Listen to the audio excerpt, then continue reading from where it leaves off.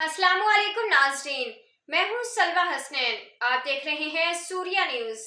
आइए नजर डालते हैं आज की अहम खबरों पर। अहमदपुर शर्किया सिटी रिपोर्टर से माहिर कानूनदान सैयद यासिर शाह गैलानी एडवोकेट ने सहाफ़े से गुफ्तगू करते हुए कहा कि मुल्क की मौजूदा सूरत हाल के जिम्मेदार हमारे अंदर का शैतान है जो हमें मुल्क के अदारों की ताबेदारी करने से इनकारी पर मजबूर कर रहा है।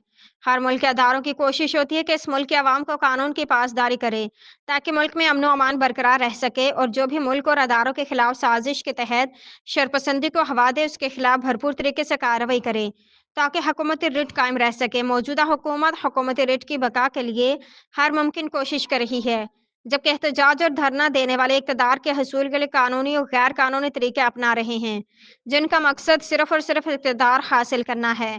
डी चौक इस्लामाबाद धरने पर बातचीत करते हुए कहा, जिनकी FIR हुई है वो आम आदमी की तरह अदालतों का रुख करें जहां उन्हें कानून के मुताबिक रिलीफ और इंसाफ मिलेगा। हमारा मुल्क एक एटमी ताकत मुल्क है जिसकी कदर करनी चाहिए। मुल्क के अदारों के खिलाफ साजिश मुल्क दुश्मन एजेंडा है जिसको हर सूरत नाकाम बनाना हर पाकिस्तानी का फर्ज बनता है। हर जिम्मेदार शहरी अपने बच्चों को मुल्क और अदारों के एहतराम करने का पाबंद बनाए, जिससे मुल्क में कानून की पासदारी आम होगी और मुल्क में तरक्की का नया सफर का आगाज हो सकेगा।